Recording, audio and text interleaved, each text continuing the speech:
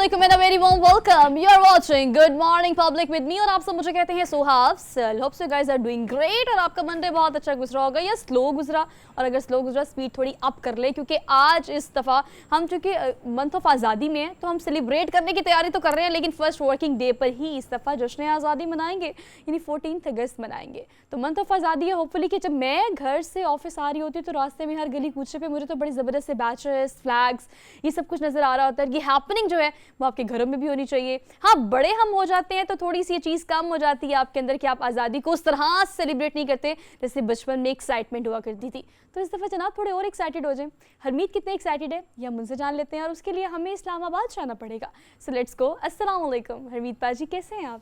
लाहौर में तो मौसम अच्छा है, इस्लामाबाद की क्या हाल है? Good morning. वैसे आपने बात की कि अगर हम जिस शाहराह से गुजरते हैं, जिस गली कूचे से गुजरते हैं, तो हरी झंडियां जो है वो आपको नज़र आएंगी। और इसी तरह बेजिस की बात करें, हमने आज शुरुआत कर ली वैसे, लेकिन अगर मैं बात करूँ सुबह, इसमें कोई शक नहीं कि बीइंग अ पाकिस्तानी हमें बहुत सारे मसाइल का हमें सामना है, बहुत सारी चीज़ों का अगर हम देखें, इसमें कोई शक नहीं। गिला शिकवा भी हम करते हैं, लेकिन गिला शिकवा उनसे करते हैं जो रिस्पॉन्सिबल हैं और जो इस वक्त जिम्मेदारी उनके कंधों पर है। लेकिन जब आप पाकिस्तान से बाहर होते हैं ना, और पाकिस्तान की जब बात आती है, चाहे वो हर प्लेटफॉर्म पे है, यकीन माने, और जब भी मुझे याद है कि जब भी लपे आती या कौमी तराना जो भी सुनते थे हम यूट्यूब पे या पाक सरजमीन, तो यकीन माने आंखों में आंसू आ जाते थे। और अभी भी ओवरसीज पाकिस्तानियों की मैं बात करूं तो उनका दिल हमसे ज्यादा, क्योंकि वो दूर हैं, जब माँ से कोई बच्चा दूर होता है ना तो वो तड़प कमाल की होती है। और अगर हम देखें आज वो बच्चे दूर तो हैं, किसी की मजबूरियां हैं, कोई मजबूरियों की खातिर, कोई सुनहरे मुस्तकबिल की खातिर वतन छोड़ चुका है, लेकिन दिल जो है पाकिस्तान के साथ धड़कते हैं और धड़कते रहेंगे। बिल्कुल ठीक कहा आपने। सुबह सुबह वैसे तो आपने इमोशनल भी कर दिया, लेकिन हम पेट्रियाटिक ज़्यादा फील कर रहे हैं, क्योंकि ये बात वाकई सच है। हमें इस चीज़ का अंदाज़ा, इस चीज़ का एहसास रोज़ाना की बुनियाद पर ख़ुद को भी दिलाना चाहिए और अपने से मुंसलिक लोगों को भी, कि हरमीत आज़ादी बहुत बड़ी नेमत है। और पाकिस्तान में जिस किस्म की आज़ादी हमें मैसर है, अपनी बात कहने की, खाने की, पीने की, उठने की, आने की, जाने की, और इस तमाम चीज़ों के बावजूद हम सियासी, माशी हालात, इक़्तिसादी और मुआशरती सूरत हाल पर बात नहीं कर रहे। अभी बात कर रहे हैं तो सिर्फ़ और सिर्फ आज़ादी की बात कर रहे हैं कि आज़ादी की ये नेमत हमें मुयस्सर है, हमें नसीब है। तो हमें हर रोज़ सुबह उठकर शुक्र अदा करना चाहिए कि हम आज़ादी की फ़ज़ा में सांस लेते हैं। और ये प्रैक्टिस जो है, जो कि आपको रोज़ करनी चाहिए, लेकिन ये मंथ ऑफ आज़ादी है तो कोशिश करें कि इस ब्लेसिंग को जितना ज़्यादा महसूस कर सकें, शिद्दत से और दिल से महसूस ज़रूर करें। प्रोग्राम का बाकायदा आगाज़ करते हैं। चूँकि पाकिस्तान की बात कर रहे हैं तो पाकिस्तान की क्रिकेट टीम की भी बात कर लेते हैं, बिकॉज हमारी कोशिश तो यही होती है कि हैपनिंग जो भी हो रही है, और ख़ासतौर पे अच्छी हैपनिंग जो हो रही है, उससे आपको साथ साथ इंडिकेट भी करते रहे। बाबर आजम जनाब, आपको पता है कि लंकन प्रीमियर लीग जो है वो जारी है, उसमें हम ऑन एंड ऑफ कई रिकॉर्ड बना रहे हैं और आपको साथ साथ बता भी रहे हैं। लेकिन ये जो है ना 10वीं T20 सेंचुरी, मतलब 10 T20 सेंचुरीज़ जो है ना वो मुकम्मल कर ली हैं बाबर आजम ने। और ये क्रेडिट जो है, क्या उन्होंने बल्ला चलाया और चलाते गए इतना चलाया कि बस अब सेंचुरीज़ पे सेंचुरीज़ बना रहे हैं। लेकिन लंकन टीम भी हैरान नहीं हुई, परेशान नहीं हुई, क्योंकि हम ये एक्सपेक्ट करते हैं बाबर आजम से। Parmeet, I am very happy to have this.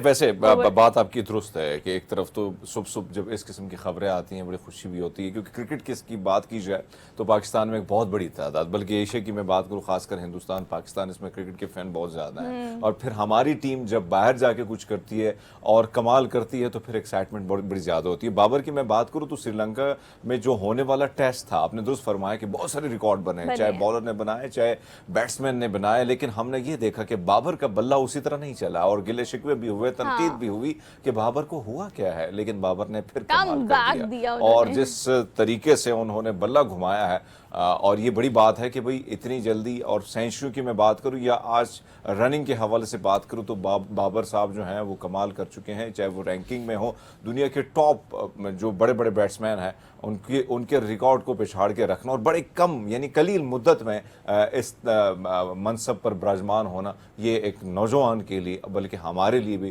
फ़ख्र का बायस है। अच्छा हरमीत, एक तो हम बता रहे हैं ना कि उन्होंने T20 की सेंचुरी जो है मुकम्मल कर ली है, लेकिन उसके अंदर की जो खबर है ना, मतलब अंदर की क्रेडिबिलिटीज़ जो है, जिसको डिस्कस करके छोटी छोटी बातों को हमें खुशी मिलती है। सिर्फ 34 गेंदों पे हाफ सेंचुरी मुकम्मल की है उन्होंने, मतलब सिर्फ 34 गेंदों पे। ये भी देखें ना, हम अगर इन चीज़ों को डिस्कस करें तो फिर हम परफॉर्मेंस पे आ जाते हैं, परफॉर्मेंस पे बात करें तो फिर हम माजी की परफॉर्मेंस पे आ जाते हैं। जैसे कि आपने कहा कि यस, बाजुकत बल्ला नहीं चलता, या यूँ कहें कि बाजुकत लक नहीं चलता। لیکن اس ٹائم پہ ہمیں ہاتھ تھوڑا ہولا رکھنا چاہیے, ہمیں اتنی تنقید نہیں کرنی چاہیے. آل دو ایک کرکٹ ہے, انپریڈکٹیبل ایک گیم ہے, کبھی بھی کچھ بھی کہیں بھی کسی بھی وقت ہو سکتا ہے.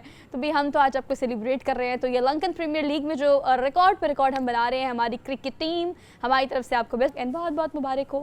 آل دو آگے بڑھتے ہیں, آگے ہم نے بڑھنا ہے. اور پروگرام میں چونکہ پروگرام کو باقاعدہ طور پر شروع کرنے سے پہلے, اپنے رن ڈاؤن پر جانے سے پہلے, کچھ ایسی خبریں جو ہم ایڈیٹوریل کی صورت میں آپ سے شیئر کرتے ہیں اس کی بات کر لیتے ہیں.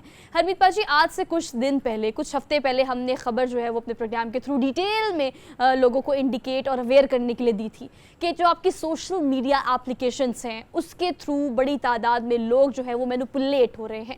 مطلب قرضہ جات کی ایسی بہت ساری اپلیکیشن, جیسے ہم نے راولپنڈی سے 2 بچوں کے باپ کی خبر دی تھی جس نے خودکشی کر لی صرف اس وجہ سے کہ وہ مقروض تھا اور ایک آن لائن اپلیکیشن کے تھرو قرضہ لیا, اور اس قرضے کو اتارنے کے لیے دوسری اپلیکیشن سے قرضہ لیا اور دونوں کا مقروض ہو گیا اور قرضہ نہیں اتار سکے, اور اتارنے کے بعد جو ہے وہ جان کی بازی ہار گیا.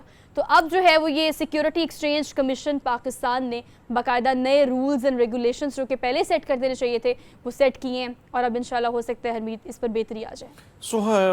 بڑی اچھی خبر ہے, بڑی اچھی خبر ہے. لیکن ہم نا قربانی یعنی بلی جسے ہندی میں کہا جاتا ہے, اور ہمارے ہاں قربانی, جب بھی کوئی قربانی کا بکرا بنتا ہے تب ہمارے جو ادارے ہیں وہ بڑے زیادہ ایکٹیو ہو جاتے ہیں, اور پھر مختلف قسم کے قوانین بنتے ہیں, مختلف قسم کے قوانین اور سختیاں بھی کی جاتی. جب ٹیلی ویژن کی اسکرین پر خبریں چلتی ہیں تب تک سب ایکٹیو ہوتے ہیں. لیکن انفارچونیٹلی, اور آپ نے درست فرمایا کہ اس ایپ کے ذریعے بہت سارے لوگوں کی جانیں گئیں, بہت سارے لوگ بلیک میل ہوئے, بہت سارے لوگ ڈپریشن کا شکار ہوئے. آپ بہت سارے دیہاتوں میں جائیں, بہت سارے گاؤں میں جائیں, لوگوں کو نہیں معلوم کہ یہ اپلیکیشن جو ہے اس میں ہے کیا, ریالٹیز کی کیا ہے, بیک گراؤنڈ میں کیا ہے. وہ بیچارے ایک طرف تو جب آپ فاقوں پر ہوں, بچے بھوک سے بلکت رہے ہوں, دودھ گھر میں نہ ہو, تو ان کے پاس کوئی آپشن نہیں ہوتا, اور پھر جب آپشن ہوتا ہے اسی بٹن کو کلک کر لیتے ہیں اور ان کی تمام تر ڈیٹا کہیں اور چلی جاتی ہے. اور جس کی وجہ سے جس جہاں پہ ہم نے دیکھا, سوشل میڈیا کے تھرو دیکھا, بہت ساری ایسی رپورٹیں آئیں جس میں بہت سارے لوگ جو ہیں وہ خودکشیوں کرنے پر بھی مجبور نظر آئے. لیکن بہرحال یہ ایپ آئی, یہ جو قوانین بنے ہیں, یہ بہت اچھی بات ہے کہ کم سے کم ایک چیز کو ریگولیٹ کر کے سامنے جو ساری چیزیں جو بیک گراؤنڈ پہ, کیونکہ جس قسم کے اشتہارات چلتے ہیں, جس قسم کی خواتین یا مرد حضرات آ کے اٹریکٹیو پیکج کی بات کرتے ہیں کہ بھئی اگر آپ لون لیں گے تو آپ پر اس قسم کی انسٹالمنٹ ہوگی, لیکن بعد میں جب آپ ایپ ڈاؤن لوڈ کر لیتے ہیں اور جب آپ لون لے لیتے ہیں تب آپ کی زندگی اجیرن بنا دی جاتی ہے. سو بہرحال یہ بہت اچھی بات ہے کہ کہیں نہ کہیں قانون کی گرفت اگر مضبوط ہوگی تو اس قسم کے گروہ جو ہیں وہ ایسے دندناتے نہیں پھریں گے. اچھا, کمیشن کی طرف سے جو ہے ہرمیت تھوڑی ٹیکنیکلٹیز اس خبر کی یہ ہے کہ کمیشن کی طرف سے جو ہے نا وہ گوگل کو درخواست دی گئی کہ بہت ساری اپلیکیشن جو غیر قانونی کام کر رہی ہیں ان کو فوری طور پر بند کیا جائے. اور آپ یقین کریں اس بات پہ کہ 84 سے زائد ایسی اپلیکیشنز تھیں جو کہ اس طرح سے یہ غیر قانونی دھندا کر رہی تھی. اور اگر ہم بات کریں ان تمام لوگوں کے جو کہ اس سے متاثر ہوئے ہیں, ان کے قوائف جو ہیں, ان کی تمام انفارمیشن, پرسنل ڈیٹا جو شیئر کیا جاتا تھا, اب جو کمیشن کی طرف سے مطلب ایس سی سی پی کی اگر ہم بات کروں تو ان کی طرف سے جو رولز اینڈ ریگولیشنز فٹ کیے گئے ہیں ہرمیت, وہ یہ ہے کہ اب باقاعدہ سرٹیفکیٹ آپ کو چاہیے ہوگا, باقاعدہ ویریفیکیشن کے بعد ہی کہ اپلیکیشن کو جو ہے وہ آپ گوگل پر ڈال سکیں گے یا لوگ اس کو استعمال کر سکیں گے. آپ کا پرسنل ڈیٹا جو ہے اس کی سیکیورٹی کے لیے کچھ ایسے رولز اینڈ ریگولیشن سیٹ کیے گئے ہیں کہ آپ کی جو تمام تر قوائف ہیں اس کو ایسے ہی کسی کمپنی کو ہم نہیں دیں گے. یا اگر ہم لمیٹڈ ٹائم کی بات کریں تو ہم قرضہ جات دینے کی جو اپلیکیشن رجسٹرڈ ہوں گی ان کا ایک ٹائم لمٹ ہوگا, 90 دن کے اندر اندر آپ نے واپس کرنا ہوگا. پھر پوپ اپ آپ کو کیا جائے گا, انڈیکیٹ کیا جائے گا, ایک نوٹیفیکیشن آپ کو روزانہ کی بنیاد پر یا ہفتہ وار یا مہینہ وار آیا کرے گا جو آپ کو یہ یاد دلائے گا کہ آپ نے قرضہ جات واپس کرنے ہیں. یہ چھوٹی چھوٹی وہ چیزیں ہیں جس کو کر کے چیزوں کو بہتر کیا جا سکتا ہے, کیونکہ آپ بالکل ٹھیک کہہ رہے ہیں, ان اپلیکیشنز کی قرضہ جات کی لوگوں کو ضرورت ہوتی ہے کیونکہ لوگ بہت پریشان ہیں. تو جب کوئی آپشن وے آؤٹ نظر نہیں آتا تو یہ ہمیں بیسٹ آپشن سو فار لگتا ہے. تو بھی اس حوالے سے یہ بہت اچھا اقدام ہے جس کو سراہنا بھی چاہیے, اور اس سے امید ہے کہ چیزیں انشاءاللہ بہتر ہو جائیں گی. پروگرام میں آگے بڑھیں گے. آج کے دن کی مناسبت سے ہمیشہ خبر ہم ضرور پروگرام میں شامل کرتے ہیں. تو آج کا دن جو ہے میجر محمد طفیل شہید کی آج جو ہے نا ہرمیت وہ برسی منائی جا رہی ہے. ہر دن شہیدوں کا دن ہوتا ہے. اگر اپنی تاریخ نکالیں تو ہرمیت اگر ہم اگست کی بات کریں, کسی بھی مہینے کی بات کریں, پہلی تاریخ سے لے کے اینڈ کی تاریخ تک بھی ایک دن ایسا ہوتا ہے جب ایک شہید نے اپنی جان قربان کر کے اس ملک کی حفاظت کی ہے, اور آج کا دن بھی وہی ہے. बिल्कुल आपने दुरुस्त फरमाया सोहा। अगर हम बात करें जितने भी अगस्त का महीना आपने जिक्र किया तो एक तवील हिस्ट्री है जब आप अंग्रेज़ों की ग़ुलामी से निजात दिलाने के लिए क्या क्या कुर्बानियाँ नहीं दी कि क्या क्या माएँ बहनों ने बेटों ने, और फिर जब एक रियासत वजूद में आया और रियासत का वजूद जब ख़तरे में था तब हमने देखा कि पाक फ़ौज के जवान हो, पुलिस के जवान हो या सिविलियन हो, जिन्होंने सिर्फ़ और सिर्फ वतन को तरजीह दी, अपने जानों को नहीं दी और अपने जानों का नजराना पेश किया। तो इसमें कोई शक नहीं कि मेजर तुफैल शहीद की अगर बात की जाए, जिस तरह उनका किरदार था, जिस तरह उन्होंने जवान मर्दी से जंग लड़ी, और गोली जो है हमने जब भी देखा है हमारे नौजवानों को वो सीने पे खाते हैं और डट के खाते हैं, तो ये बड़ी बात है कि भाई कभी पीठ से वार जो है न किया है, न करते हैं और ना हमें मंजूर है। सो ये बहुत बड़ी बात है और तारीख भरी पड़ी है। जब भी हम चैप्टर खोलते हैं हर दूसरा दिन, हर दूसरा लम्हा किसी न किसी शहीद की तारीख जो है हमें ये मैसेज देती है कि ये रियासत, ये वतन हम सब के लिए कितना अजीज़ है। उनकी ज़िंदगी पर एक ज़बरदस्त रिपोर्ट हमारी टीम ने बनाई है, आप ज़रा मुलाहिज़ा करें। ये है कौम के वो बहादुर सपूत हरमीत, जिसकी वजह से अगर हम 1947 की बात करें उस वक्त से लेके अब तक रोज़ाना की बुनियाद पर इन बेदरिग़ कुर्बानियों की वजह से ही आज हम आज़ादी का ये महीना और 14 अगस्त यानी आज़ादी का दिन सेलिब्रेट करेंगे, जश्न आज़ादी मनाएंगे। तो जश्न जो हम मनाते हैं यकीनन ये हमारे शहीदों की कुर्बानियों की वजह से ही है। प्रोग्राम में आगे बढ़ते हैं और हरमीत, अब जो हमने डिस्कस करना है वो एक फॉलोअप, अच्छा फॉलोअप है, क्योंकि हम काफ़ी कोशिश करते हैं कि इस प्लेटफॉर्म समेत अगर सोशल मीडिया की बात की जाए, सहाफ़ी बरादरी या मीडिया की बात की जाए, तो कुछ ऐसे केसेस हमारे जब हाथ लगते हैं तो हम उनको हाईलाइट करते हैं। और हाईलाइट करने का मकसद ये होता है कि ना सिर्फ हाईलाइट करें बल्कि आपको अवेयर करने के साथ साथ ऐसे मुल्ज़िमान को कैफ़िर किरदार तक पहुँचाया जाए ताकि इबरत का निशान बने ये लोग जो ये जुल्म और तशद्दुद करते हैं, और उसके बाद फिर बाकी ज़िंदगी में अगर कोई सोचा ऐसे करने का तो वो करने से पहले 1000 दफ़ा सोचे, सोचने से पहले भी 1000 दफ़ा सोचे। तो खैर हम रिजवाना केस की बात कर रहे हैं। आपको पता है सिविल जज इस्लामाबाद आसिम हफीज़ की अहलिया सोमिया, जिसने तशद्दुद किया, बेईमाना तशद्दुद किया उस बच्ची पे, जो छोटी सी बच्ची 14 साल की, और इसके बाद अपने माँ बाप के हवाले कर दिया। अब कल की सिचुएशन ये कि उनकी दरख्वास्त ज़मानत जो है वो खारिज कर दी गई है, उन्हें गिरफ्तार कर लिया गया है। अच्छी अपडेट है, अच्छा फॉलोअप है, लेकिन बाकी बात जो है वो नासिर बट से कर लेते हैं। ये है कि आपको याद होगा कि टेलीविजन की स्क्रीन की अगर बात कीजिए यहाँ तक खबरें पहुंचना बड़ा मुश्किल होता था, लेकिन सोशल मीडिया की इस पावर से आप अंदाजा लगा सकते हैं कि जैसे ट्रेंड बढ़ता है और ट्रेंड बनता है, उसके बाद फिर हम देखते हैं कि टेलीविज़न भी मजबूर हो जाता है और वो वही खबर को दोबारा फिर हमें बताना पड़ता है। और अब वही यही वजह है कि एक ताकतवर शख्स की बीवी जिसने बेतहाशा इंतहा कर दी थी तशद्दुद की, और जिस किस्म का जुल्म, जिस किस्म की बर्बरियत, और एक बच्ची जिसके सर में कीड़े हो गए, जिसके ज़ख्मों में कीड़े हो गए, तो आप अंदाज़ा लगा लें कि खातून कितनी साइको थी और है। लेकिन क्या इसने, सवाल ये है कि ये अगर साइको है, जज साहब जो फरमा रहे थे, तो क्या इसने अपने बच्चों पर भी इस किस्म का तशद्दुद किया है? जवाब होगा नहीं। बात वही है कि आपने दुरुस्त फरमाया कि कल जो जजमेंट आई है बहुत अच्छी है। इन जैसे किरदारों को, इन जैसे बद किरदारों को जब सज़ा मिलती है, और सज़ा भी सख्त से सख्त हो, तो कम से कम जब सज़ा की बात दूसरों तक जाएगी तो कम से कम इस किस्म के घिनौना काम जो है कोई और नहीं करेगा। सो ये बहुत अच्छी खबर है, और खबर भी अच्छी है हरमीत, और फॉलोअप भी अच्छा है। और यकीनन मजीद फॉलोअप लेते हैं। हमारे कॉरेस्पॉन्डेंट पब्लिक न्यूज़ के नासिर बट हमारे साथ मौजूद है, उनको आज के प्रोग्राम में हम वेलकम कहते हैं। अस्सलाम वालेकुम नासिर, कैसे हैं आप? अस्सलाम वालेकुम सोफा, कैसी हैं आप? अल्हम्दुलिल्लाह, thank you so much for joining us for good morning public. Follow up दीजिएगा कल अगर हम इस केस की बात करें, क्योंकि इस केस की हियरिंग हुई और फिर दरख्वास्त ज़मानत जो है वो खारिज कर दी गई और मुल्ज़िमा को गिरफ्तार भी कर लिया गया। मज़ीद फॉलोअप क्या है और जज के रिमार्क्स क्या हैं इस हवाले से?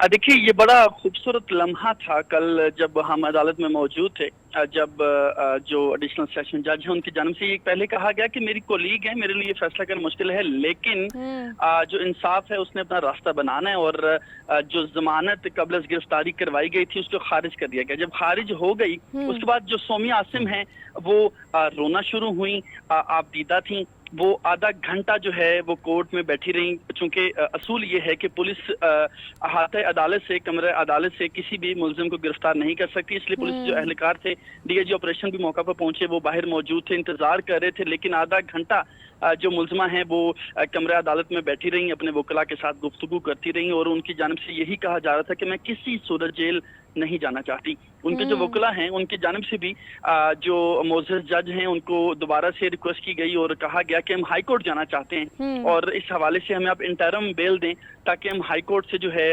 ضمانت قبل از گرفتاری حاصل کر سکیں. لیکن جو جج ہیں ان کی جانب سے پریشر کے باوجود یہ فیصلہ دیا گیا اور کہا گیا کہ ضمانت قبل از گرفتاری جو ہے پہلے ہی خارج کی جا چکی ہے, اب ان کی گرفتاری ہر صورت ممکن ہوگی. تو ہم نے دیکھا جیسے ہی فیصلہ آیا جو ملازمہ ہیں رضوانہ, ان کی والدہ, ان کے والد, ان کے ریلیٹیوز جو ہیں وہ بھی عدالت میں موجود تھے. فیصلہ آنے کی دیر تھی, ان کی جانب سے زاروں قطار رونے کی آوازیں ہمیں سنائی دیں, ان کی جانب سے نعرے بازی کی جاتی رہی, ان کی جانب سے اظہار تشکر کیا گیا. لیکن دوسری جانب جو ملزمہ ہیں ان کو ہم نے روتے ہوئے دیکھا ہے.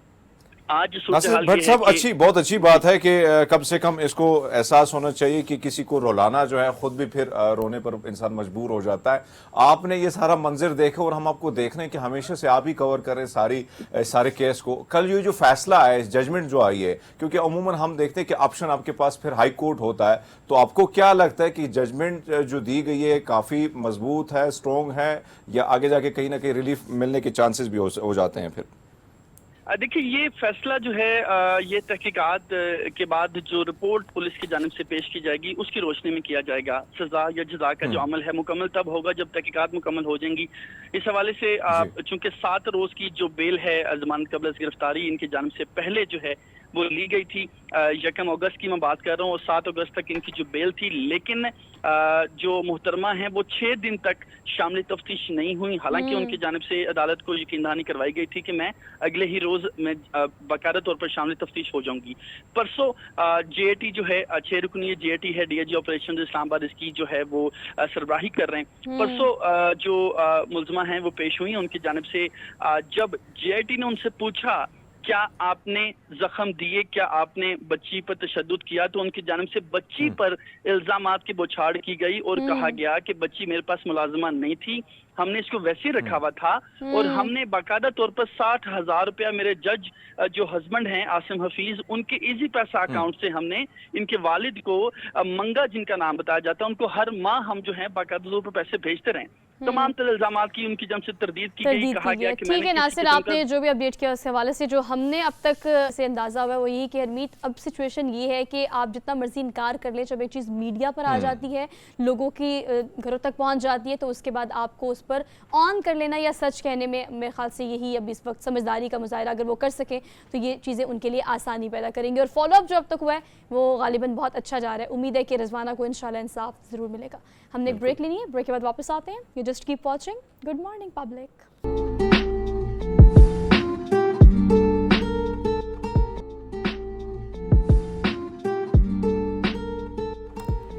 Welcome back after the break. So basically اب ہم بات کریں گے اپنی اس وقت سیاسی منظرنامے پہ جو بڑی تبدیلیاں ہو رہی ہیں. ہم دیکھیں کہ پاکستان تحریک انصاف کے چیئرمین عمران خان جو اٹک جیل میں اس وقت موجود ہے. کہا جا رہا تھا کہ انہیں ڈیالہ منتقل کر دیا جائے گا, لیکن یہ ایک بڑی اپڈیٹ ہونے کے بعد اب آگے جو حکومت کی اس وقت پریورٹیز ہونی چاہیے اوبویسلی الیکشنز کو لے کے, نگران وزیر اعظم اور نگران سیٹ اپ کو لے کے, لیکن اس پر بھی ابھی تک مشاورت مسلسل جاری ہے کافی دنوں سے. تو اس پر ہم بات کر لیتے ہیں. طاہر ملک صاحب ہمارے ساتھ موجود ہیں, سینئر اینالسٹ, ان کو آج کے پروگرام میں خوش آمدید کہتے ہیں. السلام علیکم سر. وعلیکم السلام جی. Sir thank you so much for joining us for good morning public. Sir کہیے گا کہ ابھی نگران سیٹ اپ اور نگران وزیر اعظم ابھی بھی اس پر کچھ حلقے ایسے جو بڑی شیورٹی کا اظہار کرتے ہیں کہ بھی ہمارے پاس ایک نام ہے اور بڑے عرصے سے ہم اس پر بات کر رہے ہیں اور وہی نگران وزیر اعظم ہوگا, لیکن مشاورت بھی جاری ہے, سیٹ اپ کو لے کے باتیں بھی کی جا رہی ہیں. آپ کیا دیکھتے ہیں کہ نئی مردم شماری کے تحت انتخابات کیا ڈیلے اور اس کے بعد یہ سیٹ اپ کب تک بن جائے گا, چیزیں کب تک کلیئر ہو جائیں گی؟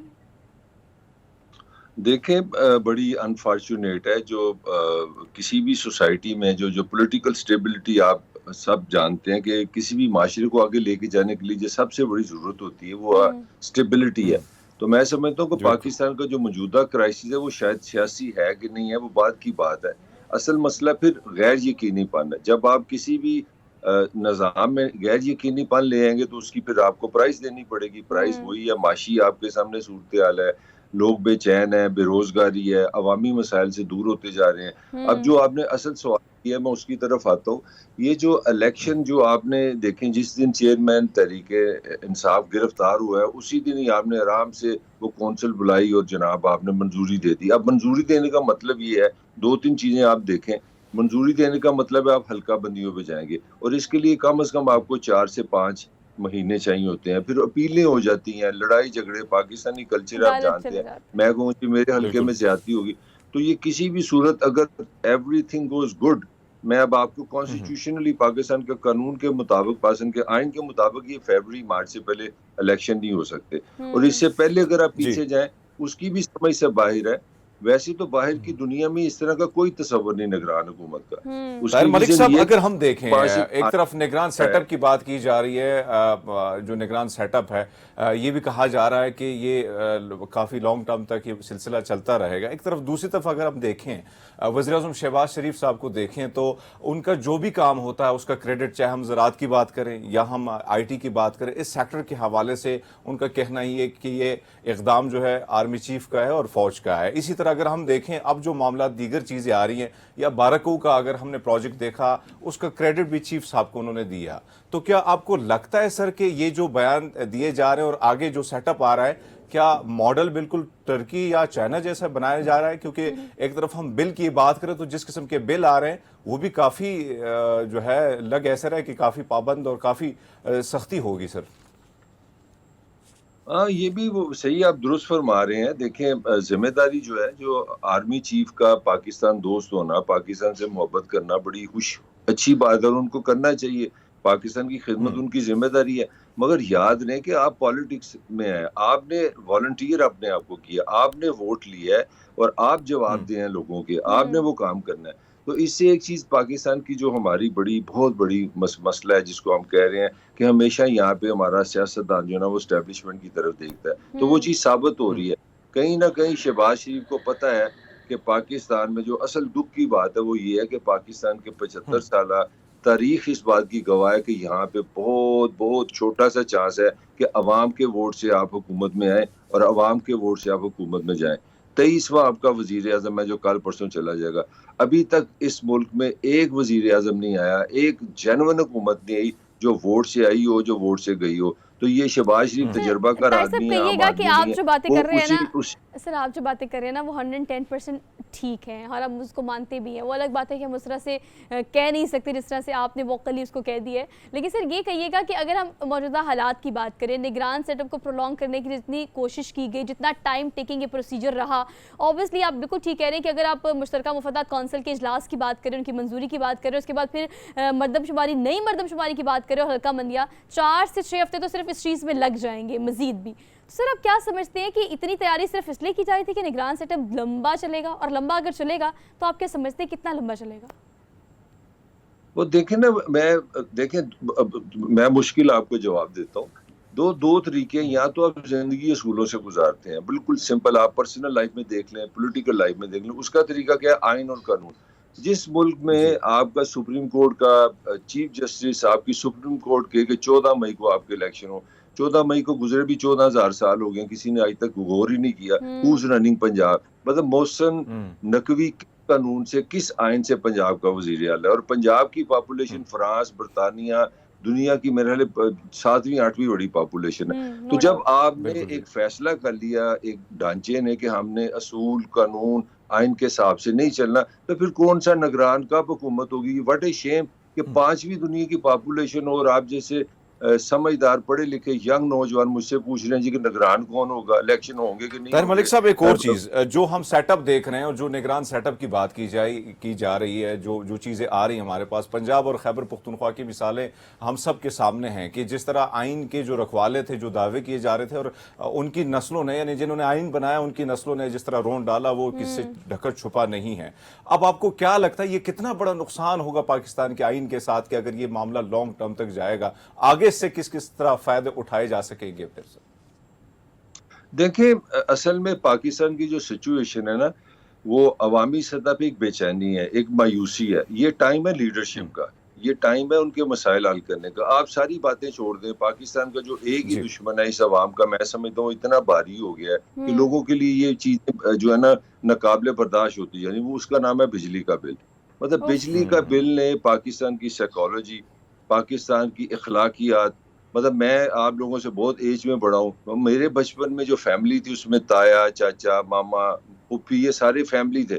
اب فیملی سکڑ کے صرف ماں باپ اور بچوں تک آ گئی. اور میں آپ کو یقین سے کہہ سکتا ہوں اس میں میجر رول بجلی کے بل کا ہے. اور مطلب اب آپ افورڈ ہی نہیں کر سکتے, آپ کے گھر میں کوئی آگے کہنا کہ میں نے رات رہنا تو تہاڈا منہ لٹک جاتا ہے. تو آپ لوگوں کی نفس پہ ہاتھ نہیں رکھ رہے. پاکستان کو لیڈرشپ کی ضرورت ہے, پاکستان کو منصوبہ بندی کی ضرورت ہے, پاکستان کو پیور ووٹ کی ضرورت ہے. جس کو پاکستان کے لوگ کہتے ہیں بھی اس کو موقع دو حکومت کا, اس کو ملنا چاہیے. وہ یا تو آپ فیصلہ کر لیں کہ پاکستان کے لوگ سر دیکھیں موقع تو ہم دے رہے ہیں نا, ہم نگران سیٹ اپ کو آنے کا موقع دے رہے ہیں. ان کا کام تو ٹرانسپیرنسی کے ساتھ الیکشنز کرانا تھا, لیکن ہم ان کو پرولونگ کرنے کی تیاری اس لیے کر رہے ہیں. اور پھر جو امینڈمنٹس ہو رہی ہیں سر, اس پر آپ کیا کامنٹ کریں گے کہ ترقیاتی منصوبے یا تو آپ کے دور میں شروع کیے جائیں, اور اگر پھر بہت کوشش توگدو کے بعد اس بات پہ منظوری ہوگی آئین میں ترمیم کرنے کی کہ آپ کے جو موجودہ منصوبے ہیں ان پر آپ ڈرائیو کر سکتے ہیں, چلے کوئی نیا شروع نہیں کر سکتے. ہم یہ سارا کچھ کرنے دے تو رہے ہیں نگران حکومت کو. یار اب مسئلہ نہیں نا آپ سمجھ رہی, ہمارا وہی میں نے آپ کو جو بار بار کہہ رہا ہوں, ایک ہمارا سائیکولوجیکل ایک پرنسپل ایشو ہے کہ کیا ہم نے اصول کے ساتھ چلنا ہے یا مفاد کے ساتھ چلنا ہے. اب جو موجودہ حکومت ہے, ہم تینوں جرنلسٹ ہیں, ہمیں ضرورت نہیں ہے کسی کی پوزیشن لینے کی. میری رائے میں ایز اے سٹیزن میں سمجھتا ہوں ان کو پتا کہ یہ پولیٹیکلی اس پوزیشن میں نہیں ہے, نہ پیپلز پارٹی نہ نون کے وہ پاکستان کا الیکشن جیت لے. اگر یہ اس پوزیشن میں ہوتے, میں آپ کو گارنٹی دیتا ہوں اس میں آئین بھی ہونا تھا, قانون بھی ہونا تھا, نگران حکومت بھی ٹائم پہ آ جانی تھی, ٹائم پہ الیکشن ہو جاتے. مسئلہ ہے جو میں بار بار کہہ رہا ہوں, لوگ اتنے انسیٹسفائیڈ ہیں اور اس کا سارا فائدہ طریق انصاف کو ہو رہا ہے. آپ جتنے مرضی اس کو جیل میں کر لیں, دنیا سے دور کر لیں, اس کے وال چٹے دکھا دیں, اس کی اصل شکل دکھا دیں, جو مرضی کر لیں, اس کا ہینڈسم شپ کھولیں. بات یہ ہے لوگ ڈسٹربڈ ہیں, لوگ غصے میں ہیں اور وہ اپوزیشن کی طرف جائیں گے. یہ گارنٹی نہیں ہے کسی پارٹی کو. 13 جو جماعتیں آپ کی حکومت میں ہیں, سب کو پتا ہے کہ وہ فیئر فری الیکشن نہیں جیت سکتے. یہ اصل عذاب ہے. اچھا سر, ایک اور چیز جو ہم دیکھ رہے ہیں, توشہ خانہ کا معاملہ ہم نے دیکھا, جس طرح بڑی جلد بازی میں جو چیزیں ہوئی وہ سب کے سامنے ہیں. لیکن اسی کے ساتھ ساتھ آپ سے جاننا چاہیں گے سر, اگر دیکھا جائے تو فارم بی کے سیکشن 2C کو دیکھا جائے تو اس میں جو نام کی بات آتی ہے, یعنی وہاں پہ توشہ خانہ کے حوالے سے جو ریفرنس آپ نے دینا ہے, وہ اگر دیکھا جائے تو آپ کو نہیں لگتا کہ یہ تلوار جو ہے دیگر سیاستدانوں پر بھی لٹک سکتی ہے اگر کوشش کی جائے؟ اور اسی کے ساتھ ساتھ ایک اور کمنٹس آپ سے جاننا چاہیں گے سر. سابق وزیر اعظم ہے جس کو ایک C گریڈ کے اس میں کوٹھی میں, کال کوٹری آپ کہہ سکتے ہیں, اس قسم کے جو حالات ہیں اس میں رکھا گیا ہے, جہاں پہ انہوں نے گلا شکوہ بھی یہ کیا ہے کہ وہاں پہ کیڑے ہیں, کموڈ بالکل پاس ہی ہے. تو کیا یہ جائز ہے؟ سیاستدان اتنے جب بڑے عہدوں پر پہنچ جاتے ہیں تو چھوٹی چیزیں اختیار کر لیتے ہیں, رویہ اپنا چھوٹا کر لیتے ہیں؟ نہیں, بڑی انسانی آپ نے بات کی ہے, یہ پولیٹیکل سے زیادہ ہیومن ہے. مگر یہ دیکھیں نا, ہمارا لیول دیکھیں, جس لیول پہ 40 سال ہو گئے ہیں. پیپلز پارٹی 5 دفعہ پاکستان کی حکومت میں آئی ہے, نون آئی ہے, مطلب آپ لوگوں کی میرے لیے عمروں سے ڈبل ضرب کرے تو یہ وزیر اعظم وزیر اعظم ہیں. تو وہ بھی جو ہینڈسم ہے وہ بھی کوئی 100 میں 100 نمبر ہے نا اس کے. وہ واشنگٹن میں جاتا ہے, وہاں پہ مولا جٹ بنا ہوا ہے, وہ میں جا کے اسی اتار دوں گا. مطلب سب کا لیول بھی سمجھے نا. یہ تو اسکول بچے ہیں, مطلب مجھے لگتا ہے یہ بڑے نہیں انہوں نے ہونا, اور وہی کام یہ کر رہے ہیں. یار پوائنٹ وہی ہے کہ آپ کا اصل دشمن جو ہے وہ نواز شریف نہیں ہے, وہ عمران خان نہیں ہے. آپ کا اصل دشمن مہنگائی ہے, اصل دشمن غربت ہے, اصل دشمن آپ کا ایجوکیشن کا پور نظام ہے, آپ کا ہیلتھ کا نظام ہے, انوائرمنٹ میں آپ کو مار پڑی ہوئی ہے. Lahore was the second most polluted city on the earth یہ پچھلے ویک میں, اور اس کا مقابلہ ہوتا ہے, اللہ کا شکر ہے دہلی ہے وہ پہلے نمبر پہ چلا جاتا ہے. بڑی شرمندگی ہوتی ہے مجھے, ہمارا پہلا نمبر لے لیتا ہے. یار وہ کتنے پھنسے ہو. Think of Pakistan, think of the people. آپ وہ ABCD, مطلب what is this is very childish. Sir چلیں اس پہ بھی اب کامنٹ کر دیں. اگر ہم سیاسی صورتحال کی بات کر رہے ہیں, اس پر ہم نے چیزوں کو ڈائیورٹ کیا ہے اپنی معاشی صورتحال پر. سر IMF کا قرضہ لینے کے لیے جو توگو محنت اور ناک ہم نے رگڑی ہے نا سر, ایز اے قوم, ایز اے ادارے, سر وہ آپ سب اچھے طریقے سے جانتے ہیں. اب اس کے بعد جب IMF کی سر قسط مل گئی, نوے ریویو کے بعد ہمیں فائنلی وہ قسط مل گئی ہے, اب آپ کیا سمجھتے ہیں سر اس کے جو شرائط IMF کی, اس کے مطابق بجلی چوری, میں بڑا آسان الفاظ میں عوام کو بتانا چاہتی ہوں کہ بجلی چوری روکی جائے یہ انڈیکیٹ کیا گیا ہے, ٹیکس کا ٹارگٹ پورا کیا جائے یہ انڈیکیٹ کیا گیا ہے. شرائط میں سر کہیں بھی یہ نہیں ہے کہ آپ بجلی کے نرخ بڑھا دیں اور عوام کو سپریس کر دیں, عام لے مین کی زندگی خراب کر دیں. بس وہ پھر آگے ہے نا. دیکھیں جب آپ عام پروگرام کر رہے ہیں, پروگرام کی بجائے آپ ساتھ رکشہ ٹھیک کرا رہے ہیں, بجلی ٹھیک کرا رہے ہیں, آپ کا فوکس تو سارا میرے سے سوال کرنے میں اور میرے اس کے سن کے اس سے اچھا جواب لینے کا. آپ اپنے شو کے لیے کام کر رہے ہیں جو آپ کی ڈیوٹی ہے. میں بار بار گزارش یہ کر رہا ہوں، سیاست کا مطلب ہے کہ آپ نے رضاکارانہ طور پہ یہ فیصلہ کیا ہے. دیکھیں آپ سی ایس ایس کرتے ہیں، آپ دونوں اینکر ہیں، آپ اس کے پیسے لیتے ہیں، یہ والنٹیرزم نہیں ہے. دنیا میں واحد ایک پروفیشنل ہے جس کو سیاست کہتے ہیں، وہ مرضی سے ہے. شہباز شریف کو، عمران خان کو، زرداری کو کوئی گھر سے اغوا کر کے نہیں لایا، کسی نے سی ایس ایس کا امتحان نہیں لیا. یہ رضاکارانہ طور پہ آگے انہوں نے یہ کہا ہے. اور یہ آپ کہتے ہیں کہ بھائی میں اپنے خدا کو، اللہ کو، بھگوان کو سامنے رکھ کے یہ کہہ رہا ہوں، اپنے گرو کو، کہ جب میں لوگوں کی خدمت کروں گا. آپ بالکل ٹھیک ہے، تھینک یو سو مچ. بالکل ٹھیک کہہ رہے ہیں آپ، خود احتسابی بہت بڑا عمل ہے جو کہ ہمارے سیاستدان اور شاید بعض اوقات ہم خود بھی نہیں کرتے. ایک کوئک بریک لینی ہے، واپس آتے ہیں ایک بریک کے بعد.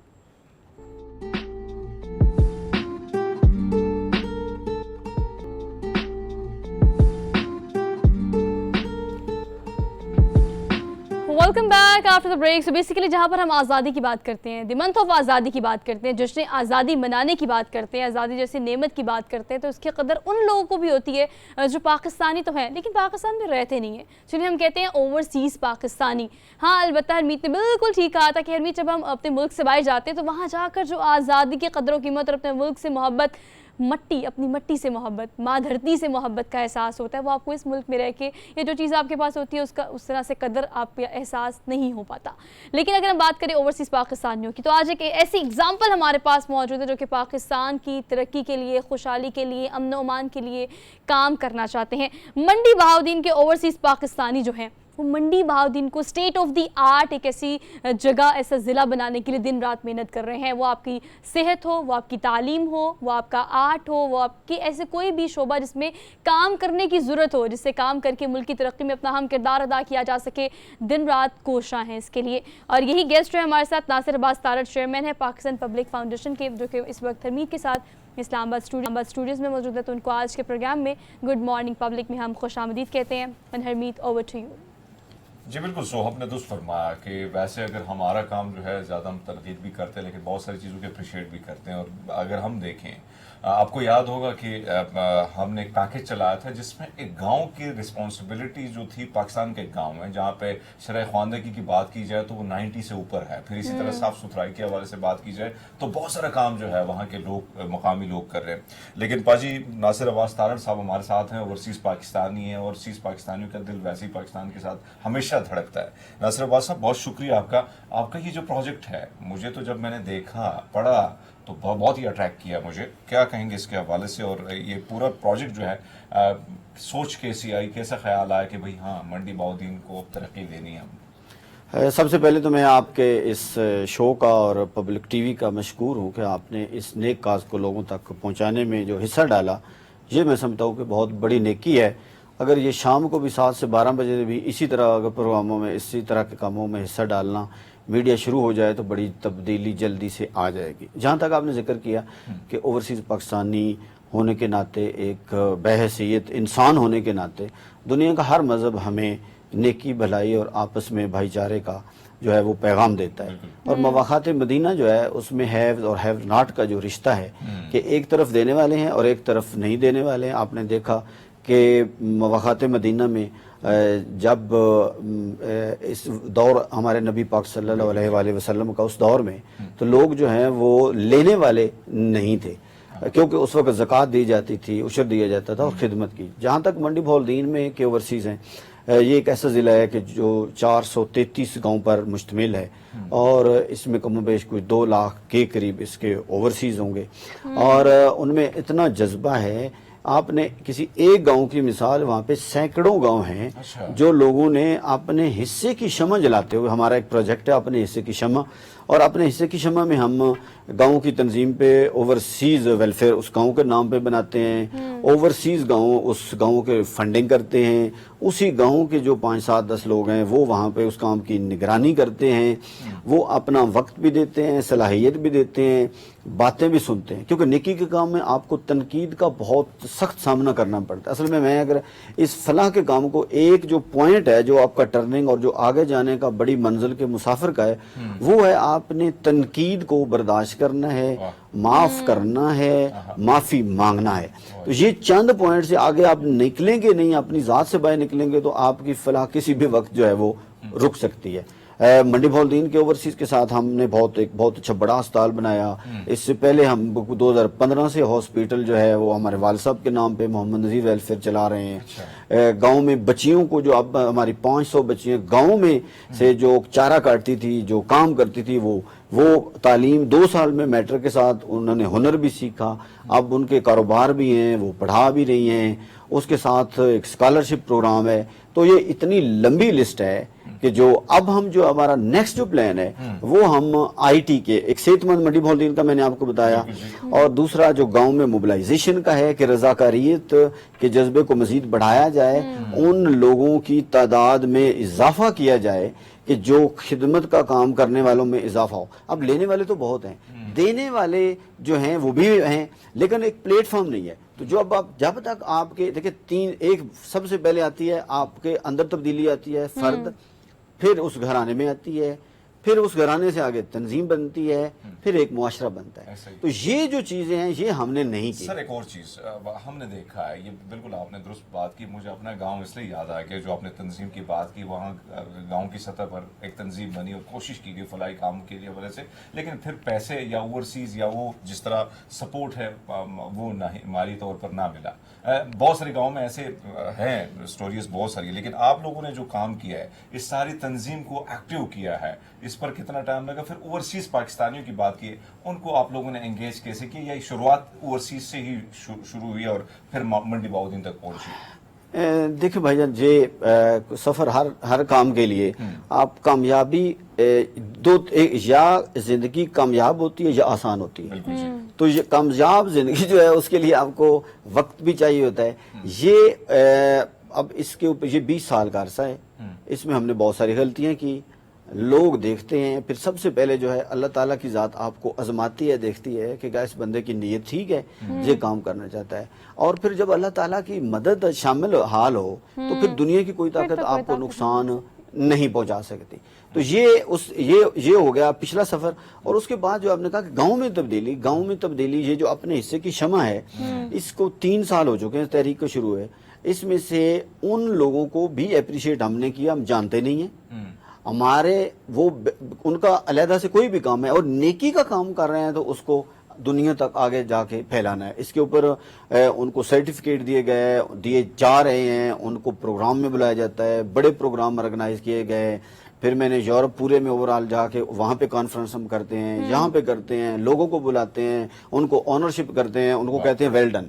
جب آپ کسی کو ویل ڈن کرتے ہیں تو پھر اس کا ایک حوصلہ بڑھتا ہے. ناصر آپ ایک بات بالکل ٹھیک کہہ رہے ہیں کہ اپریشیٹ کرنا چاہیے, اس میں کوئی دو رائے نہیں. ہم بھی آپ کو اپریشیٹ ہی کر رہے ہیں اس پلیٹ فارم کے تھرو, اور لوگوں کو بتا بھی رہے ہیں کہ اگر اوورسیز پاکستانیوں کی بات کریں تو ایک بڑی تعداد میں پاکستانی باہر کے ملکوں میں بستے ہیں. اور اگر ہر کوئی یہی ماڈل اور یہی سی سوچ کے تحت اگر کام کرنا شروع کر دے کہ جس علاقے سے آپ بلانگ کرتے ہیں, جس سٹی سے, جس ضلع سے آپ بلانگ کرتے ہیں, اگر اس کی بہتری کے لیے, اس کی پراسپیرٹی کے لیے کام کریں تو شاید چیزیں قدرے بہتر ہو جائیں. سر ایک ماڈل ہے جو بہت زیادہ امپلیمنٹ ہم دیکھتے ہیں کہ دوسرے ممالک نے اپنی معاشی صورتحال, ترقیاتی صورتحال کو بہتر کرنے کے لیے کیا ہے, وہ ہے پبلک پرائیویٹ پارٹنرشپ. میں اس کی بہت بڑی حامی ہوں, میں اکثر اوقات پروگرام میں اس چیز کے بارے میں بہت بات کرتی ہوں. اب آپ اگر ہم بات کریں ڈسپینسریز کی, ایجوکیشن انسٹیٹیوٹس کی, آپ نے راشن بڑی تعداد میں لوگوں کو تقسیم کیا ہے, تعلیم, صحت, ہر شعبے میں کام کرنے کی کوشش کی ہے. آپ کو کیا سمجھتے ہیں کہ وہاں پہ بہت بڑی تعداد میں بہاولپور والی جگہ میں یا منڈی بہاؤالدین میں آپ دیکھتے ہیں ایسے علاقوں میں پبلک کے لیے بہت ساری ایسی پراپرٹی موجود ہوتی ہے, اس کو یوٹیلائز کر کے اور بھی مزید آپ کے نیٹ ورک کو ایکسپینڈ کیا جا سکتا ہے. اس پروجیکٹ پر آپ کام کر رہے ہیں, حکومت کی کوئی اس حوالے سے آپ کو کوئی نیگوسیشن چل رہی ہے آپ کی؟ دیکھیں, آپ نے بہت ایک اہم پوائنٹ کی طرف آپ نے نشاندہی کی. ہمارے یہاں بلڈنگز تو بنائی جاتی ہیں, ان کا استعمال نہیں ہے. اب یہ بہت ساری خالی جگہ ہیں جو حکومتی سطح پہ ہے کہ جب ایک تو مسئلہ یہ ہے کہ حکومت کے ساتھ جب اشتراک کرتے ہیں, ہم کرتے ہیں, کوشش کرتے ہیں, لیکن جب حکومت کے اوپر ڈیپینڈ کرنا شروع کر دیں گے تو پھر آپ کو بہت سے مسائل کا سامنا کرنا پڑتا ہے. اگر یہ ہمارے نہر کنارے پہ اتنے بنگلے غیر آباد پڑے ہوئے ہیں, اب ہمارے بہت سارے جو ہاسپٹل ہیں, اب میں دیکھو آپ کو DHQ کی بات کروں منڈی بہاؤالدین میں, وہ میری خواہش بھی ہے مستقبل میں کوشش کریں کہ ہم لے بھی لیں اب، اور اس پہ کام ہو بھی رہا ہے، کیونکہ انڈس ہسپتال جو ہے اس کو بہت سے بلڈنگز جو ہیں وہ دی، اور انڈس ہسپتال جو ہے وہ بہت اچھا کام کر رہا ہے. میں کہتا ہوں دنیا میں اس کی مثال نہیں ملتی. اس کی تفصیل میں جاؤں گا تو وہ پھر بات لمبی ہو جائے گی. اچھا یہ ہے کہ آپ تب تک آپ تبدیلی نہیں کر سکتے جب تک سب مل کے کام نہیں کریں گے. حکومت ہو یا پرائیویٹ، میں کون ہوں، میں بھی انہی لوگوں میں سے ہوں نا. آپ ہم سب ایک ہیں. جب تک ہم سب ایک ہو کے کام نہیں کریں گے، اور اس کا ایک طریقہ کار ہے. اس کا طریقہ کار یہ ہے کہ آپ لوگوں کو محلے کی سطح پہ، گاؤں کی سطح پہ ایک تنظیمی جو ہے وہ شکل دیں، ان کو آنرشپ دیں، ان کو نیکی کا جو ہے وہ جذبہ، اور اس کو پنجابی میں ایک چسکے کا لفظ بھی یوز ہوتا ہے تو اس کو وہ لگائیں. تو یہ پھر جب نیکی کے کام کی طرف انسان لگ جاتا ہے تو اس کو اندر سے خوشی ملتی ہے، اور وہ خوشی جو ہے یہ خوشی سسٹینیبل ہے. دنیا میں ایسی کوئی خوشی نہیں آپ کو دنیا کی گھر گاڑی جو بھی لیں یہ ایک ختم ہو جاتی ہے. جو نیکی کا کام ہے یہ آپ کے مرنے کے بعد جب آپ کی آنکھیں بند ہوتی ہیں تو اس کے آس پاس آپ کی جو ڈیڈ باڈی ہے اس کے اوپر جو ذکر ہو رہا ہے وہ ہو رہا ہے اس نے کیا کچھ کیا تھا. اچھا سر، اگر ہم دیکھیں، آپ باہر ہیں، باہر دنیا دیکھی، بہت سارے کنٹریز پہ گئے، اگر جو سوال سوہا نے کیا، اگر ہم اس سوال کی طرف پھر جائیں، ہم ہمیشہ گلہ شکوہ ہمارا رہتا ہے، حکومت کی طرف دھیان ہوتا ہے. کیا چیزیں ایسی ہیں، منڈی بہاؤدین کی جو مثال ہے ہمارے سامنے، اور جو آپ لوگ یا وہاں کے جو نوجوان ہیں وہ کر رہے ہیں، تو کیا چیزیں جو ہیں وہ خود سے کی جا سکتی ہیں اگر کوئی کرنا چاہے تو؟ یعنی گاؤں میں بیسک چیزیں جو چھوٹی چھوٹی چیزیں ہیں، اگر ہم ہر طرف حکومت کی طرف، ہر بار حکومت کی طرف دیکھیں تو میرے خیال میں بڑا ٹائم لگ سکتا ہے. میرے بھائی کیا ہے، میں اس کا سوال کا جواب یہ دوں گا کہ کیا کون سا کام ہے جو نہیں ہو سکتا. اب ہمارے گاؤں میں ڈیلی بیسس پہ صفائی ہو رہی ہے، وہاں پہ تعلیم کے لیے کام ہو رہا ہے، صحت کے لیے کام ہو رہا ہے، ساتھ ساتھ RO فلٹریشن پلانٹ گاؤں میں لگے ہوئے ہیں. اور بات یہ ہے کہ ہمارے پاس وسائل حد سے زیادہ ہیں، ان کا غلط ڈائریکشن میں استعمال ہو رہا ہے. آپ کی مساجد جو ہے ان کو خدمت کا مرکز بنا دیا جائے، آپ کے پاس فاؤنڈیشن بنی ہوئی ہے. آپ کے گاؤں میں جناز گاہ جو ہیں ان کو چھوٹے شادی ہال میں تبدیل کر دیا جائے، آپ کو نئی بلڈنگ بنانے کی ضرورت نہیں ہے.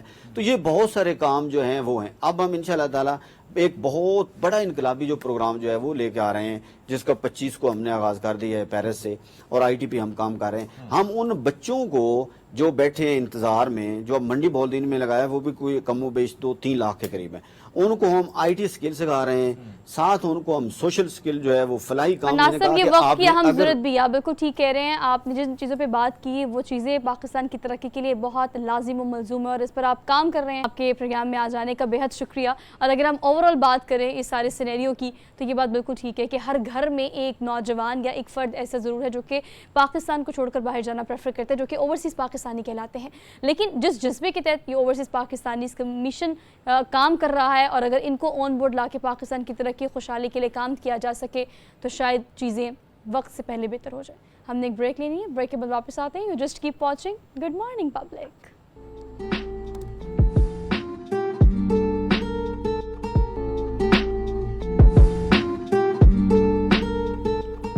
Welcome back after the break. So basically we are in the second hour of the show, اور اس گھنٹے کے اس سیگمنٹ میں اگر میں کچھ روایتی باتیں کروں تو شاید لوگ اسے نہ سنیں، کیونکہ ہرمیت بجلی بہت مہنگی ہو گئی ہے، مہنگائی اپنی پیک پہ ہے، مہنگائی میں ہوش ربا اضافہ ہو گیا ہے. یہ سارے وہ جملے ہیں جو آپ کثرت سے سنتے ہیں، نیوز ہو یا کہیں بھی آپ سوشل میڈیا پہ دیکھ لیں. لیکن عوام کی جو پریشانی ہے ہرمیت، عوام جس تکلیف میں ہے، شاید اس کو ان الفاظ یا ان سینٹنسز کے تھرو ہم نہیں بیان کر سکتے. کیونکہ بجلی جس صورتحال سے اور جس سپیڈ سے مہنگی ہو رہی ہے، ایک عام آدمی صرف بجلی کا بل ہی پورا کرے گا، ایک بجلی کا بل ہی ادا کرے گا، اور وہ کچھ نہیں کر سکتا. اگر ہم بات کریں IMF کے ساتھ یہ جو ہماری قسط ہوئی ہے، جو ہمارے ساتھ 90 ریویو میں انہوں نے ہمیں منظوری دی ہے، اس کے لیے چوری جو ہے اس کو پکڑنے کے لیے بہت ساری شرائط موجود ہیں اس معاہدے کے اندر. لیکن بجلی کے نرخ 1 مہینے کے بعد بلکہ 1 ہفتے کے بعد بڑھانے کی شرائط ہمیں بظاہر کہیں نظر نہیں آتی. لیکن حکومت کو سوائے اس کے علاوہ کوئی وے آؤٹ نظر آتا نہیں ہے. اگر بات کی جائے بجلی 2.5 سے 6 روپے مزید مہنگی کرنے کی بات کی جا رہی ہے. ابھی جو ریسنٹلی آپ نے نرخ میں اضافہ دیکھا یہ اس کے علاوہ بات ہو رہی ہے. اب جولائی میں جو بوجھ عوام پہ پڑے گا 144 ارب 68 کروڑ کا یہ اضافی بوجھ جو لوگ کے پاکستانی عوام پر ڈلنے جا رہا ہے. اور ایک عام لے مین کتنا متاثر ہوگا ہوگا یہ تو پھر ہم ان کی زبانی ہی سن لیتے ہیں. لاہور ہو, کراچی ہو, اسلام آباد ہو, عوام بل بلا رہی ہے اور بجلی کے بلوں سے بل بلا رہی ہے. اب ان کے کیا ریویوز ہیں؟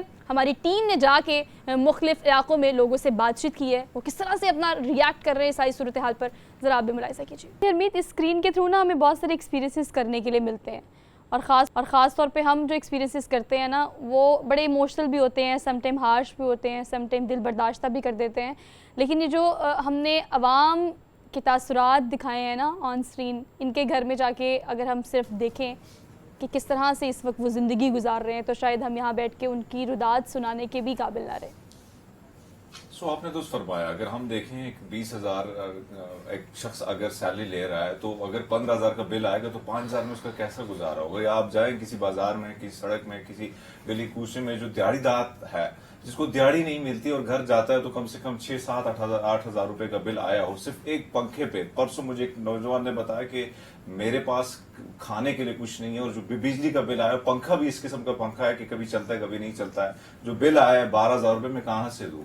تو یہ جو فریاد ہے, یہ جو قصے کہانی ہے, اور ہم دیکھتے ہیں کہ دوسری جانب بات کی جاتی ہے کہ ہم عوام کو ریلیف دینے کے لیے ہیں, اور ریلیف دینے کی صورت میں جس قسم کا عذاب اب نازل ہو چکا ہے عام آدمی پر, گرمیوں کا مہینہ ہے, ایک طرف بل اس قسم کے, دوسرا بل کی بجلی کی لوڈ شیڈنگ آپ اندازہ لگا لیں. تو سب کے سامنے, اور جو واکس ہم نے چلائے یہ وہی چیزیں ہیں جو گراؤنڈ پہ ریالٹی ہے. یہ کوئی ڈھکی چھپی بات نہیں ہے, یا ہم نے کوئی ایڈٹ کر کے, یا کوئی جو عوام کی جو رائے ہے وہ ہم نے ہماری کوشش ہوتی ہے کہ عوام کی رائے تو ہم نے دکھائی ہے. اب جو ایکسپرٹ رائے ہے اس کو بھی پروگرام میں شامل کر لیتے ہیں. ڈاکٹر خاقان نجیب ہمارے ساتھ موجود ہیں, ماہر معاشیات ہیں, ان کو آج کے پروگرام میں ہم خوش آمدید کہتے ہیں. السلام علیکم سر.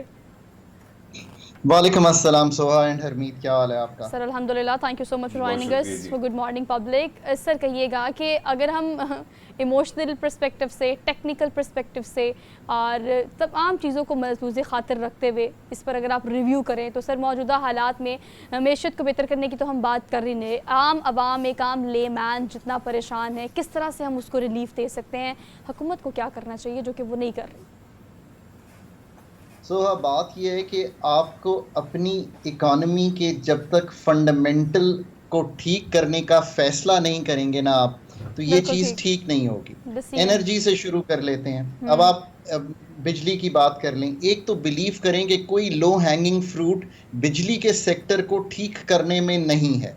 یہ 2-4 ہزار میگا واٹ ایڈ بھی کر لیں آپ تو اس سے کاسٹ کو کوئی فرق نہیں پڑے گا, اس سے سسٹم کی ایفیشنسی کو کوئی فرق نہیں پڑے گا, اس سے TND لاسز کم نہیں ہوں گے, اس سے جو کلیکشن 85-86% ہوتی ہے, یعنی کہ ہم 3,000 ارب کا بل اگر پورے پاکستان میں بھیجتے ہیں تو کلیکشن اگر اس میں سے کرتے ہیں تو 500-600 ارب تو وہیں پہ لوز ہو جاتا ہے. پھر TND لاسز اپنی جگہ ہے. سو ایک چیز آپ طے کر لیں کہ کوئی لو ہینگنگ فروٹ اس سیکٹر میں نہیں ہے جس کو آپ بجلی کا سیکٹر کہتے ہیں. ورنہ ہرمیت, میں آپ کو ایک ایگزامپل دیتا ہوں, آپ حیران ہو جائیں گے.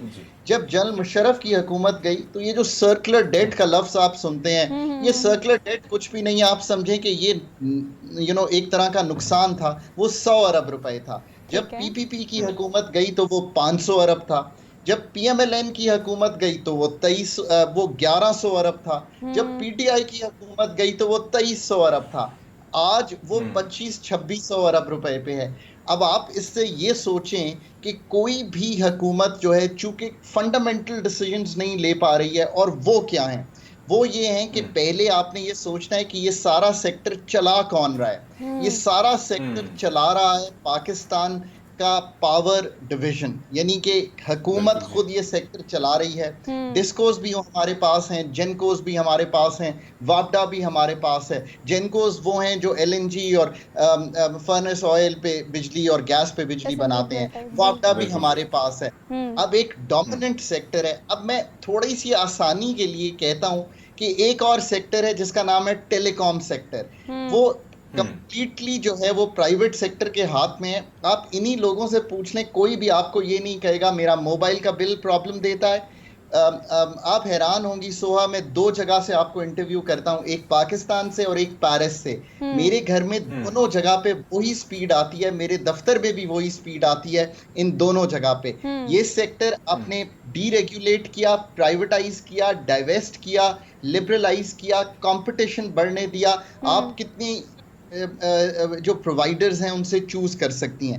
پرابلم یہ ہے کہ ہم گورنمنٹ سیکٹر سے اس کو چھوڑ نہیں پا رہے اس بجلی کے سیکٹر کو. سو یہ پہلی چیز ہے, آپ کو ان ڈسپوز کو, ان کمپنیز کو ایک ایکو سسٹم میں لا کر نہ ہم ریگولیٹ کر پا رہے ہیں. ریگولیٹ کیوں نہیں کر پا رہے؟ ریگولیٹر جو نیپرا ہے اس کو اپوائنٹ کرتی ہے سرکار. اب آپ سرکار کو آ کر کیسے ریگولیٹ کریں گے؟ جس نے آپ کو اپوائنٹ کیا ہے آپ اسی کو جا کر ریگولیٹ کریں گے؟ کر ہی نہیں سکتے.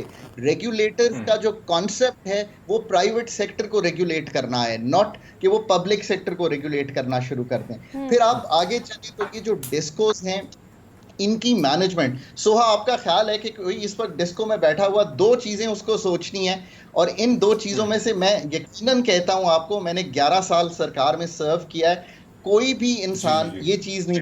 پہلی چیز اس کو یہ سوچنی ہے کہ میرا کام یہ ہے کہ میں ایک کمپنی ہوں, مجھے اپنا جو شیئر ہولڈر جو اونر ہے اس کا جو ریٹرن ہے اس کو بڑھانا ہے, سو پروفیٹیبلٹی بڑھانی ہے. میں آپ کو یقین سے کہتا ہوں کہ وہ یہ سوچ رہا ہے کہ میں ٹرانسفر پوسٹنگ کیسے کروں, وہ یہ نہیں سوچ رہا کہ میں شیئر ہولڈر کی جو ریٹرن ہے اس کو میکسیمائز کروں. دوسری چیز آپ اس کو یہ سوچتی ہیں کہ سوہا کے گھر میں جو بجلی جا رہی ہے اس کی میں ایفیشنسی کیسے بڑھاؤں. آپ کا خیال ہے کہ بھی یہ بیٹھا سوچ رہا ہے؟ میں یقین سے کہتا ہوں کہ کوئی یہ بات نہیں سوچا.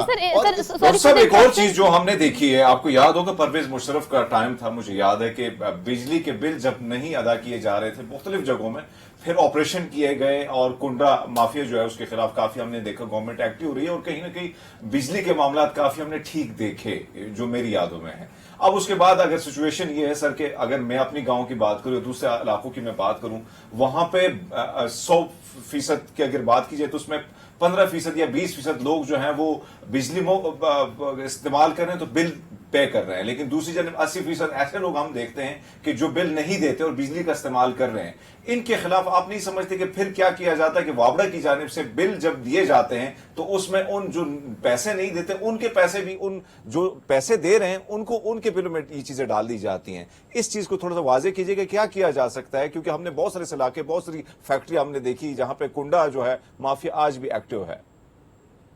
سو حرمید, ایک تو بات یہ ہے کہ یہ بات آپ کی درست ہے, یہ بھی ہوتا ہے کہ یہ سرکولر ڈیٹ میں بھی جمع ہوتا ہے اور وہ بلنگ جو ہے اوور بلنگ میں بھی آتی ہے. سو یہ باتیں دونوں درست ہیں آپ کی. اب آپ بات یہ ہے کہ اس کو بیسکلی طے کرنا پڑے گا کہ سیکٹر کو کس نے چلانا ہے. ہم قطعی طور پہ کسی کے گھر جا کر بجلی کے بلوں کی کلیکشن نہیں کر سکتے حکومت میں ہوتے ہوئے. دوسری بات یہ ہے کہ ہم نے ایک آٹومیٹک میٹرز لگانے کی کوشش کی. آپ یقین کریں کہ کئی سال گزر گئے, ایون IMF پروگرام میں بھی ہم نے یہ کوشش کی کہ ہم لگا لیں, پر وہ کیوں نہیں لگانے دیتے؟ بیکاز آپ کو بھی معلوم ہے کہ میٹرنگ جب اگر ٹھیک ہو جائے گی تو پھر بلوں کی پیمنٹ ٹھیک ہو جائے گی. مطلب انگلینڈ میں جب یہ ہوا تو انہوں نے کیا کہا, ٹھیک کہہ رہے ہیں کہ سسٹم کو بہتر کرنے اس لیے نہیں دیا جاتا کیونکہ اس سے سسٹم بہتر ہو جائے گا, یا پھر آپ جو کام جس طرح سے کرنا چاہ رہے ہیں اس کو پھر عوام کی اویئرنیس لیول جو ہے وہ زیادہ ہو جائے گا. Sir thank you so much for being here, اور آپ بھی اس حوالے سے گفتگو ہم نے کرنی ہے اور انشاءاللہ دوبارہ بھی آپ کو ہم ضرور شو میں لیں گے. آن بورڈ لینے کا مقصد یہ تھا کہ عوام کو اویئر کیا جا سکے. جاتے جاتے کچھ چند ایک باتیں جو میں آپ سے کرنا چاہتی ہوں, حکومت یا بلیم گیم سے نکل کر اب بجلی جو کہ مہنگی ہو رہی ہے, لیکن بہت ساری ایسی چیزیں جو کہ عام عوام کو نہیں پتا. ریسنٹلی جب بجلی مہنگی ہوئی تھی تو آپ کو اس بات کا اندازہ ہے کہ 50 روپے کا یونٹ کر دیا گیا تھا, لیکن وہ پیک آورز میں ہے. میں جب لوگوں سے ملتی ہوں تو میکسیمم حرمیت لوگوں کو یہ نہیں پتا ہوتا کہ پیک آورز کا فینومینا, یہ سٹوری کیا ہے. 5 سے لے کے رات 11 بجے تک آپ کے پیک آورز ہوتے ہیں, جب یونیورسٹی سے بچے آ رہے ہوتے ہیں, اسکول سے بچے آ رہے ہوتے ہیں, اور گھر میں آفیسز سے لوگ آ رہے ہوتے ہیں, تو گھر کا ماحول اچھا رکھنے کے لیے آپ AC بھی چلاتے ہیں اور بجلی کا استعمال بھی زیادہ ہوتا ہے. تو اس کنزمپشن کو آپ نے کنٹرول کرنا ہے 5 to 11 تاکہ آپ خود اپنے لیے کچھ کر سکیں, کیونکہ ہمیں حکومت سے کوئی امید نہیں ہے. تو ان پیک آورز کا خیال رکھیں, ہو سکتا ہے کہ آپ پہ بوجھ تھوڑا کم پڑے. اس کے علاوہ ان چیزوں کو ریڈ ضرور کیا کریں. ہم نے ایک بریک لینی ہے, بریک کے بعد واپس آتے ہیں, دیکھتے رہے پروگرام.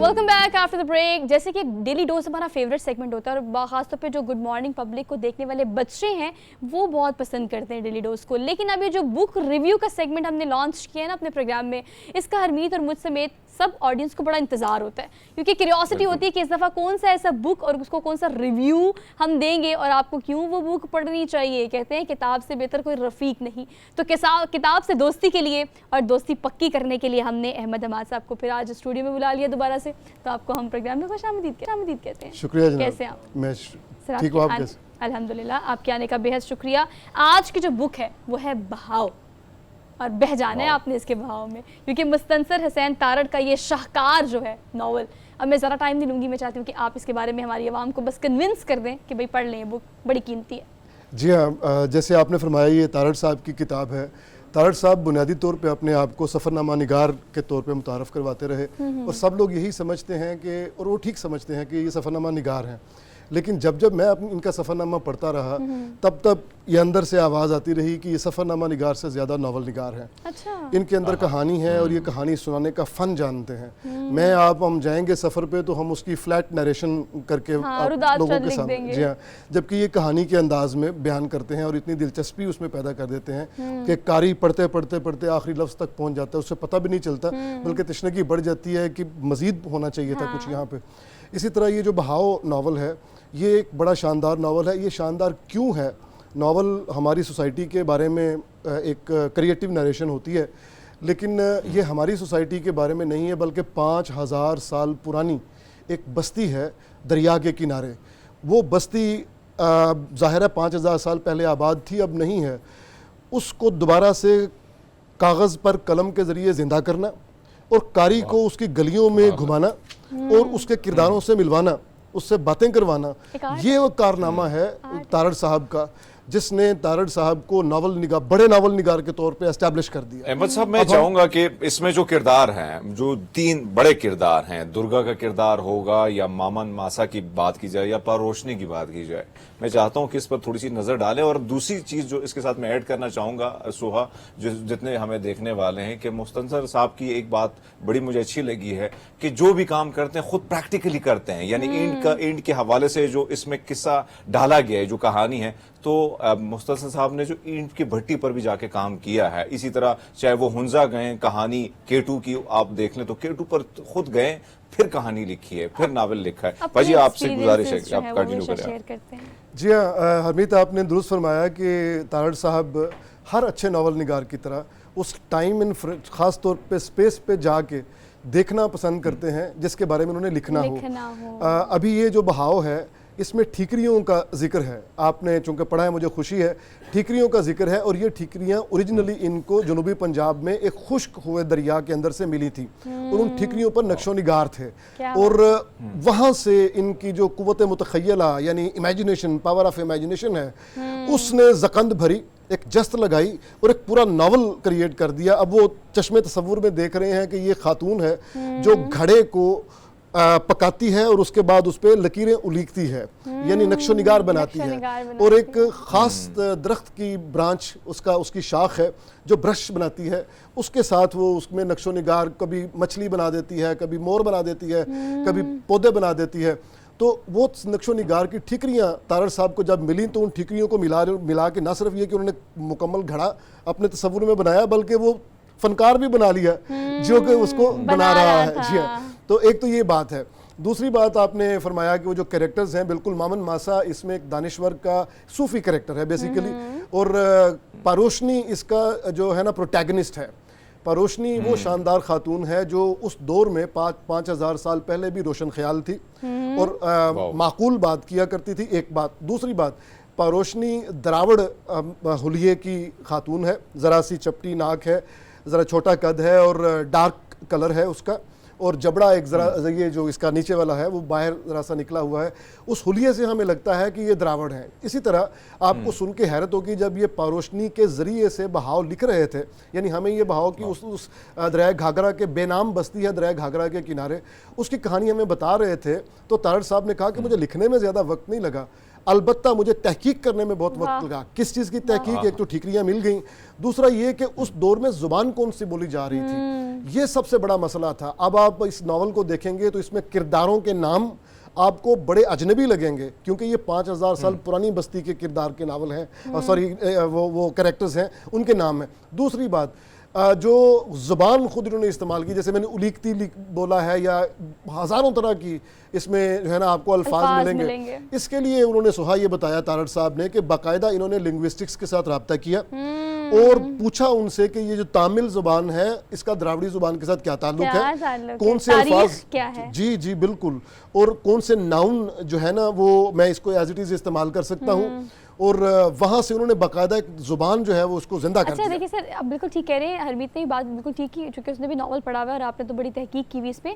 پریکٹیکل گراؤنڈس میں, گراؤنڈ ریالٹی میں, مطلب آپ نے اس چیز کو خود ایکسپیرینس کیا ہے اور اس کے بعد اس کی رداد لکھنا, اس کا تو سینیریو تھوڑا اور ہو جاتا ہے نا, پھر شاید آپ عوام کو کنیکٹ کر پاتے ہیں, اور یہی لکھنے کا ایک زبردست آرٹ ہے. اگر کلائمیکس کی بات کریں تو آپ کیا دیں گے کلائمیکس اس ناول کا, کہ آڈینس جو ہے وہ دیکھے کہ یہ ناول فکشن ہے, یہ کچھ اس طرح کی امیجنیشن ہے, کوئی آرٹ کی دنیا کے لیے, آرٹسٹوں کے لیے خاص طور پر کیوں پڑھنا چاہیے اس کو؟ یہ اس لیے پڑھنا چاہیے کہ ایک تو جو بھی ادب کے طالب علم یا فلم دیکھنے والے یا کوئی بھی کہانی سننے والے, ہم سب کہانیوں کے ساتھ زندہ ہیں, فینٹیسی میں رہنے والے تھوڑے سے, امیجنیشن میں, ایوری ہم سب کہتے ہیں کہ ہر شخص ناول نگار بن سکتا ہے, کم از کم اپنی زندگی تو لکھ ہی سکتا ہے نا, تو اپنی کہانی تو لکھ ہی سکتے ہیں. بالکل.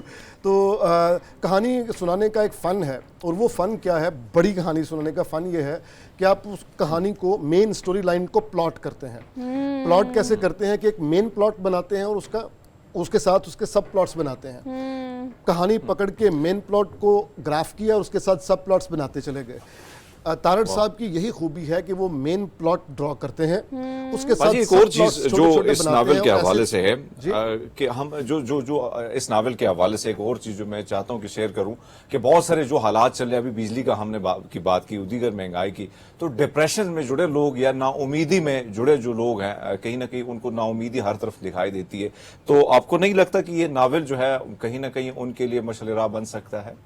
جی بالکل, یہ بڑی اچھی بات آپ نے بڑی صحیح درست طرف اشارہ فرمایا ہے. جو پاروشنی ہے وہ آخری, she is the last person to stay in town, اور وہ جب وہاں پہ رہ جاتی سب لوگ چھوڑ جاتے ہیں, مقدس جانور مر جاتے ہیں, مور مر چکا ہوتا ہے جو گاہے بگاہے میاؤں میاؤں کی آواز نکال کے اپنے ہونے کا ایک احساس دلاتا ہے. ہمیشہ نا دکھ ہوتا ہے اس بات کا, ہم بڑے پابند ہوتے ہیں, وقت تھوڑا سا ہمارے پاس کم ہے, لیکن یہ ناول جو میں نے اب تک حاصل کیا ہے کہ اکیلے رہنا, اکیلے سروائیو کرنا, یہ زندگی کی وہ اہم چیزیں جو کہ سیکھنی چاہیے اور آپ کو آنی چاہیے. اس کے لیے آپ کو بہاؤ پڑھنا بہت زیادہ ضروری ہے. بس اسی تھاٹ کے ساتھ آپ سے لینی اجازت, انشاءاللہ آپ سے ملاقات کریں گے کل نئے ٹاپک, نئے ایشوز کے ساتھ. اپنا بہت سارا خیال رکھیے گا اور بہاؤ ضرور پڑھیے گا. اللہ حافظ.